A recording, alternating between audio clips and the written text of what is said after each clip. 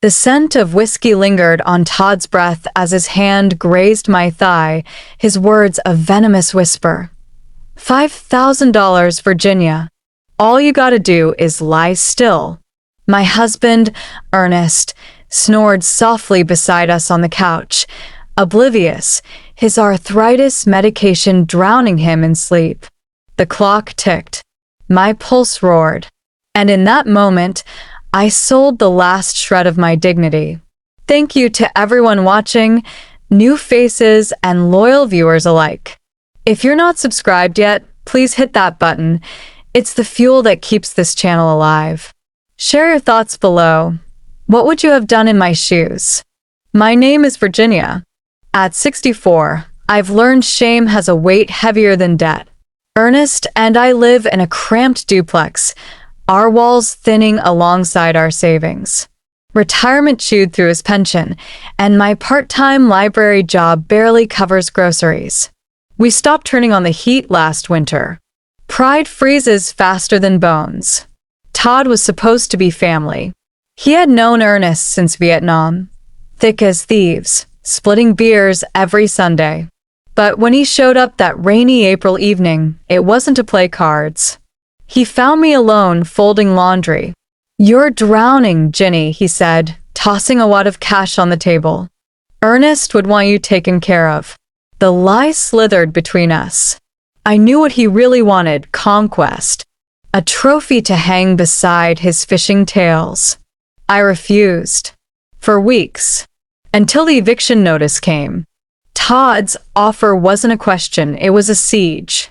Midnight. I will be there. That night, I scrubbed myself raw in the shower. Ernest kissed my forehead, murmuring about new job leads, his faith in tomorrow a knife in my gut. By 11:30, he was asleep. Midnight arrived with Todd's knuckles against the door. I let him in. The door clicked shut behind Todd, sealing me in a silence, so thick I could taste it, metallic, like blood or regret. He didn't speak, just slid off his leather jacket, the one Ernest had gifted him for his 60th birthday, and draped it over the armchair like a flag claiming territory. My knees trembled as I led him to the living room, where Ernest lay curled under a quilt, his breathing shallow, rhythmic. Innocent. Todd's eyes never left me. "You look nervous, Ginny," he said, his voice low, amused. As if this were a game. I wanted to scream, to shake Ernest awake and confess. Instead, I gripped the back of the couch, the fabric fraying under my nails. $5,000. Enough to silence the landlord, to fill the fridge, to buy Ernest the inhaler his wheezing lungs needed. But Todd hadn't come for charity. 2 weeks earlier, he had cornered me at the grocery store, my cart half empty, canned beans, day-old bread. "Ernest doesn't have to know," he had said, blocking the aisle. His gaze dropped to my wedding ring, the gold worn thin. Hell, he would thank you. Pride's gonna kill him faster than that cough. I had slapped him then. A sharp crack echoed past the cereal boxes. Todd just smirked, rubbing his cheek. "You will come around." He was right. Back in the living room, Todd traced a finger down my arm. I flinched. "Relax," he muttered. "It's just business." Business. The words soured my tongue. Ernest had trusted Todd with his life, signed him as the beneficiary on his veteran's insurance, lent him money after his divorce. "Todd's family," he would say, clapping him on the back. Blood don't mean shit compared to loyalty. Now that loyalty reeked of bourbon and greed. Todd pushed me onto the recliner, Ernest's favorite, the one where he read his paper every morning. My throat tightened. Don't look at him. Don't think. But I could feel Ernest there, inches away, his presence a ghostly anchor. "You're shaking," Todd sneered, his hands rough, impatient. "Thought you would be grateful." I bit my lip until it bled, tears hot and silent. The clock chimed 12:30. Somewhere a dog howled. Todd's wedding band, still wearing it, the hypocrite, dug into my hip. When it was over, he tossed the cash onto the coffee table. Pleasure doing business. I didn't move. Couldn't. The room stank of sweat and betrayal. Todd lingered in the doorway, his voice a razor. Tell Ernest I will see him Sunday. Poker night. The front door slammed. Ernest stirred, mumbled something in his sleep. I crawled to the bathroom, vomited until my ribs ached, then scrubbed my skin raw again. But no amount of soap could wash away the truth. I had chosen survival over love. And Todd? He had gotten exactly what he wanted, proof that even good people break. The bathroom light flickered, casting shadows like accusatory fingers across the peeling wallpaper. I stared at my reflection, a stranger with hollow eyes and raw, scrubbed skin, as the echo of Todd's footsteps faded into the night. The faucet dripped, each drop a metronome to my shame. He hadn't stayed long. In the living room, Ernest lay undisturbed, his face softened by sleep, one hand clutching the quilt I had stitched for our 25th anniversary. The fabric bore a new crease now, pressed by Todd's knee. I knelt beside my husband, the floorboards biting into my bare skin, and memorized the rhythm of his breath, steady, trusting. A lifeline. It happened quickly. Todd's hands had been clinical, his movements efficient, as though he were settling a debt.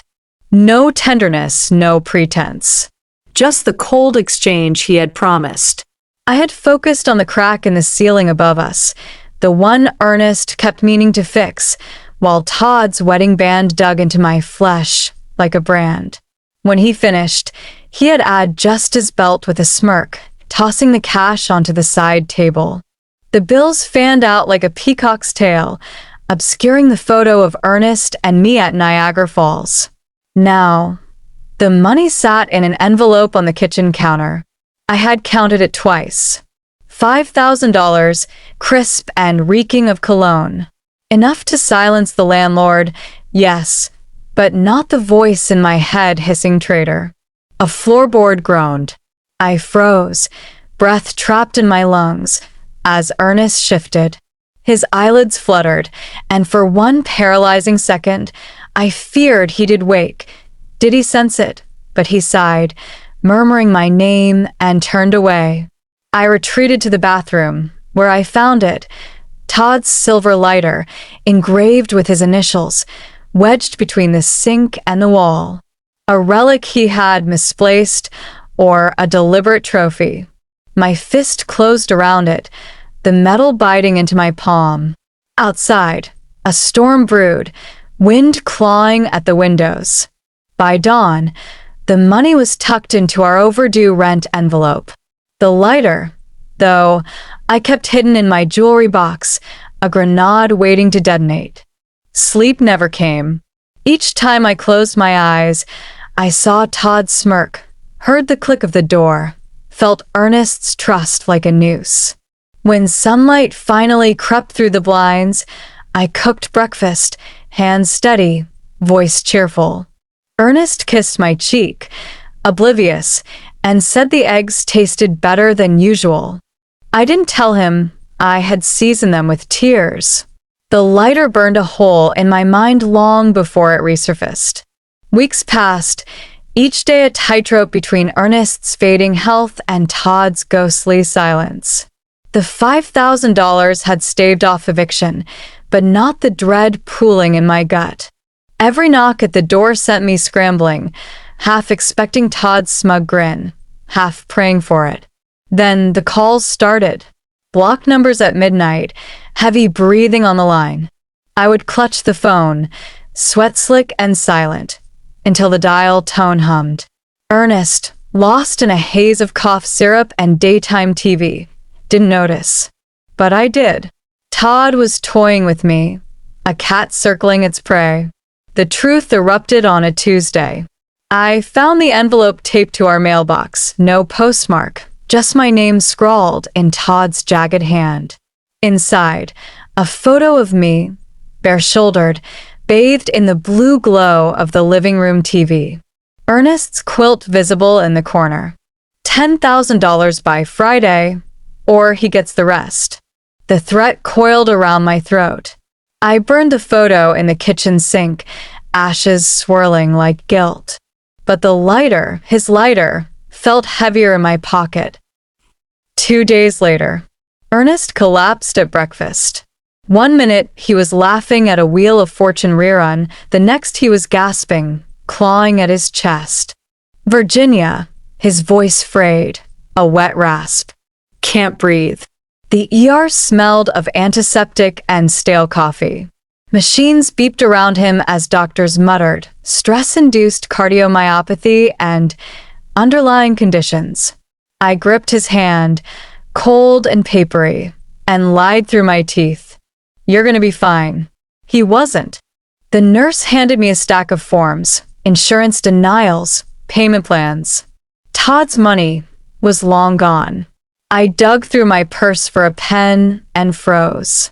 The lighter was missing.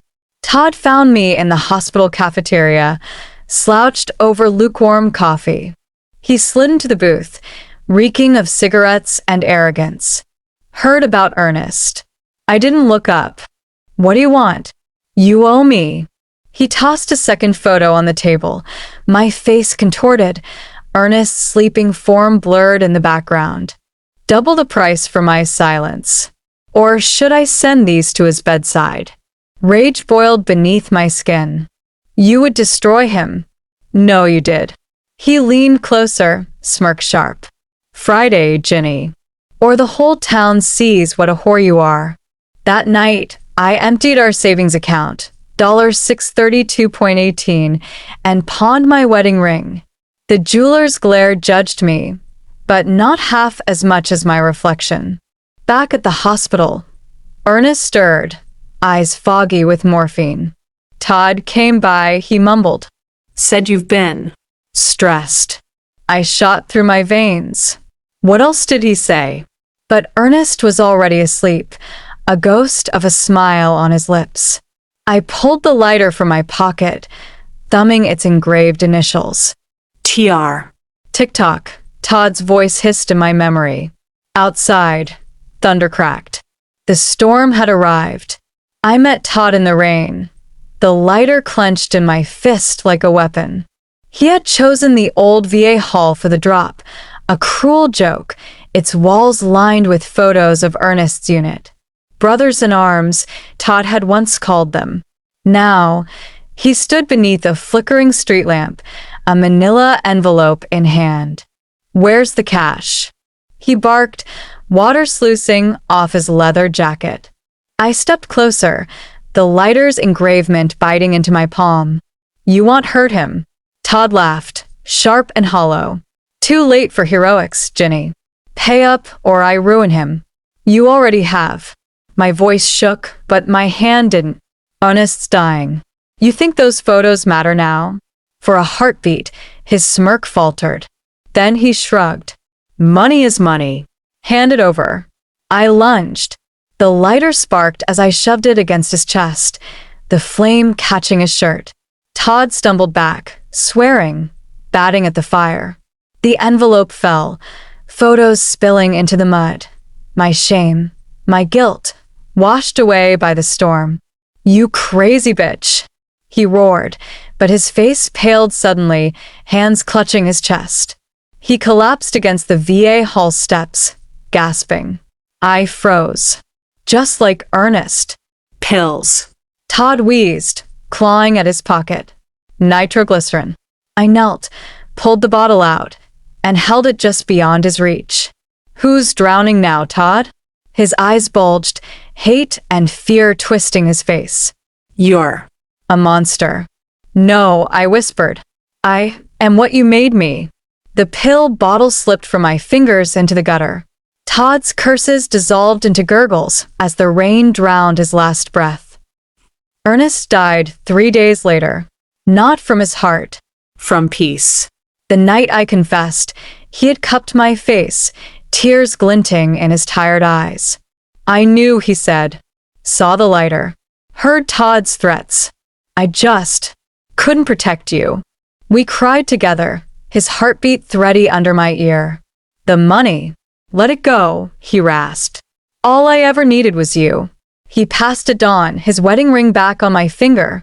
Todd's body was found weeks later, ruled a heart attack. The insurance payout cleared our debts. But some lines, once crossed, stay etched in the soul. To every viewer who followed this journey, thank you. This story was a confession, a purge, a reckoning. If it moved you, please drop a comment. I read every one. Share it with someone who would understand the cost of survival. And if you're new here, hit subscribe. It's free, but it means the world. Tell me, could you forgive Virginia? Until next time, stay brave. Thank you for watching.